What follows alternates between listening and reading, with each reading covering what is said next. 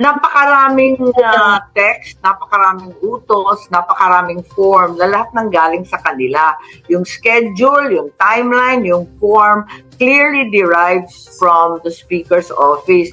Nakakatawa kasi pati ako pinadalhan. Siguro sa 100 kong taon sa Congress, akala nila nandun pa rin ako, nasa listahan pa rin ako. Pinapadalan ako, kumpleto pa yung mga pangalan ng kanyang mga assistant, si Attorney Ek at yung isang staff member. Maliwanag naman kung saan galing. How grave of an offense is that kapag yung speaker mismo yung behind ng ganitong mga gawain, and what should be done po, ma'am? Yan ang kailangan hatulan, pero ang kinatatakutan ko, may matapang ba talaga na magsasalita? Kaya eto nga, pinaghahandaan natin ng hearing, pero sa kabila nun, sa dinami-dami ng testigo, may magsasalita ba kung sino nag-utos? Yan, tingnan mo ang opisina niya, ang nag-alok ng 20 million kada distrito. Mantakin mo. 20 million kada distrito. Pucha, magkano yan? Ilang distrito ang meron tayo sa Pilipinas? Hanapin natin sa Google. District.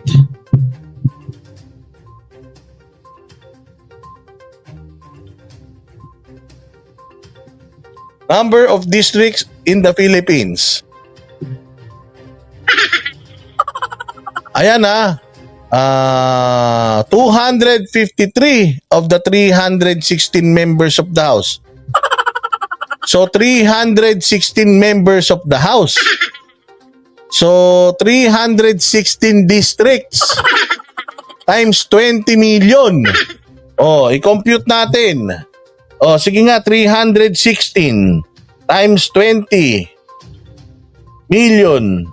Kayo na nga mag-compute. Ako na nga nagsasalita Tulungan nyo ko.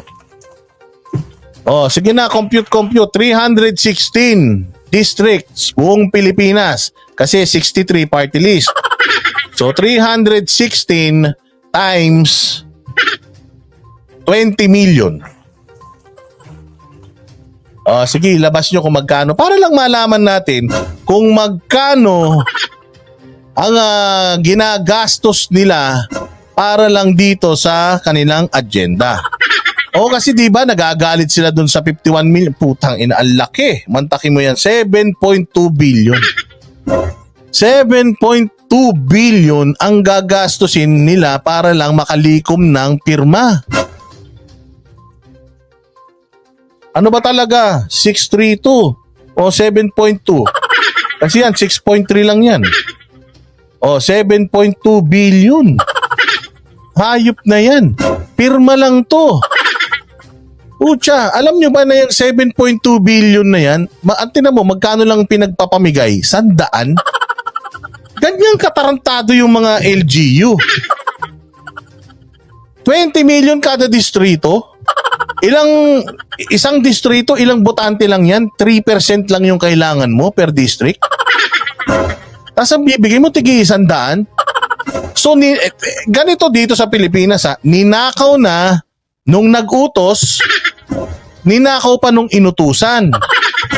Tapos, pucha, ang ibinigay doon sa mga pumirma, barya-barya lang.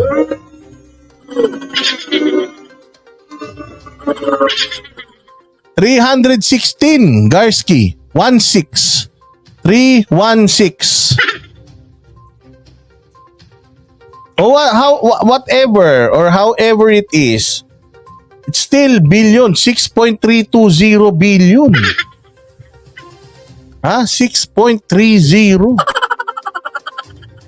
Tapos nagagalit tayo doon sa 150 million na ginastos ni Inday Sara sa loob ng 11 araw. Napunta naman yun doon sa mga projects niya. Ganun yan mga bossing, ang laki ng ninanakaw nila sa atin. And that's just for a signature campaign. What more sa iba pang mga proyekto? Di ba? Ma'am, sabi niyo yung forms and skeds about PI malinaw na nanggagaling sa opisina ni Speaker Romualdez. To be sure lang, Mama, you are convinced na si Speaker Romualdez ang nasa likod ng panunuhol para sa pirma?